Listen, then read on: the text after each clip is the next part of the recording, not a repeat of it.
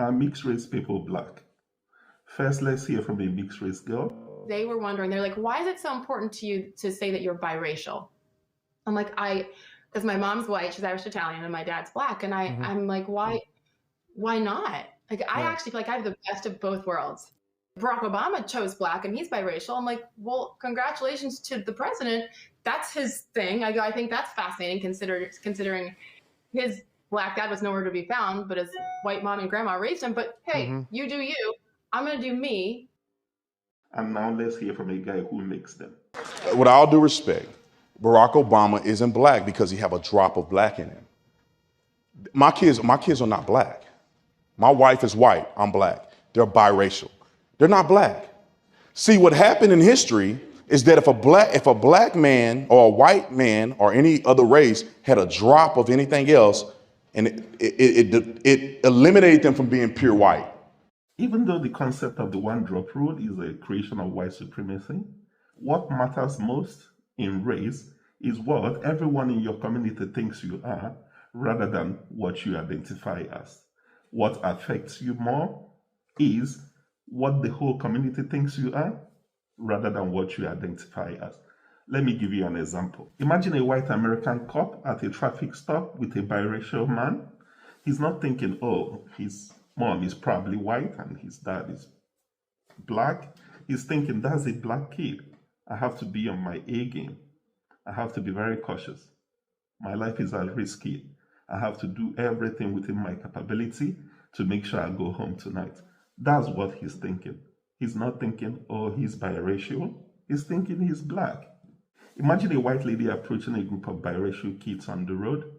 She's not thinking their mom is white, their dad is black. She's thinking, that's a group of black kids. My life is in danger. I have to cross to the other side of the road. I have to keep my purse safe. I have to press down the window of my car. That's what she's thinking. An Italian man that looks Middle Eastern suffers the same racial consequences as a Middle Eastern man. Your group of family and friends are probably like 500 people. You meet up to like 10,000 people during your lifetime. You can't possibly explain to 10,000 of them, oh, I'm not Middle Eastern, I'm Italian. They assume you're Middle Eastern and they treat you as such. Also, basically, the community you are living in determines which race you are. Let me give you another example. All of you know the footballer Neymar Jr. Neymar's race is classified as Mestizo in Brazil. As a young boy playing in Brazil, he was interviewed and he was asked about racism. And his reply was, I've never experienced racism. It's not as if I'm black. Actually, people that understand Portuguese say that he didn't say black. He used the derogatory word for black. Basically, he said, I've never experienced racism. It's not as if I'm the N-word. That's what he said. Fast forward a few years later, Neymar is now playing in France. There are no mestizos in France, or there is no racial classification known as mestizo in France. People that look like Neymar in France are black. So during one football match, there was an altercation between Neymar and the Spanish player known as Alvaro Gonzalez. And Gonzalez called him a monkey. Because in France, people that look like Neymar are classified as black. And to Alvaro Gonzalez, the term monkey is suitable for Neymar. This is a guy that has never experienced racism in Brazil because he's not black. Also, you cannot possibly have a race without a culture. One thing about race is that it's associated with a culture. And biracial people have not been isolated long enough on their own to develop a culture. So there is no biracial culture, and you can't possibly have a biracial race because race is tied to a culture. Others like Candace Owens claim that mixed race people in America mostly identify as black to benefit from affirmative action and DEI. How true is that? Listen to her say it. Why is it a recurring theme? Why is that when people are mixed, they only want to identify as black? If blackness is almost synonymous with oppression, wouldn't you want to identify with privilege to make your life easier? I'm being facetious. I obviously know the answer to this question, and you do too. The truth is that if you are black, you are afforded certain advantages in American society because we are race obsessed.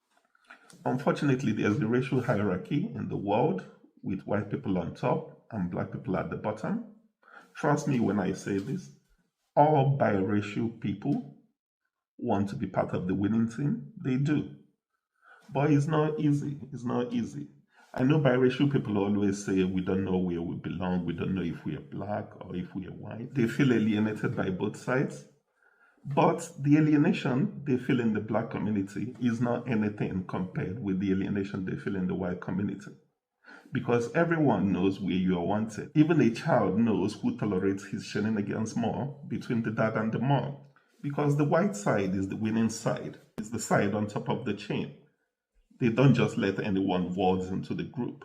The black side, on the other hand, is at the bottom of the group, and they welcome all comers. The truth in what I'm saying is that whenever a biracial child is white passing, they go about living their best white life. They don't even care about the black community anymore. You can see this in Rashida Jones. You can see it in Dwayne "The Rock" Johnson. You can see it in Vin Diesel. Look at the Tate brothers. They live in their best white life in Romania. Which black person goes to live in Romania? People like Halsey, Zoe Kravitz, Slash, all living their best white life. No one even knows that they're black. Even in other communities, you have the Hadid sisters, Bella and Gigi Hadid. They live in their best white life. Or what about Steve Jobs? Let's talk about Steve Jobs. No one knows that Steve Jobs is not fully white. Actually, Steve Jobs is listed as one of the examples of white excellence. No one ever knows that he's not fully white. So basically, what Candace Owens is saying is not true. The biracial people that identify as black because they cannot identify as white. And that's the simple truth. Bye.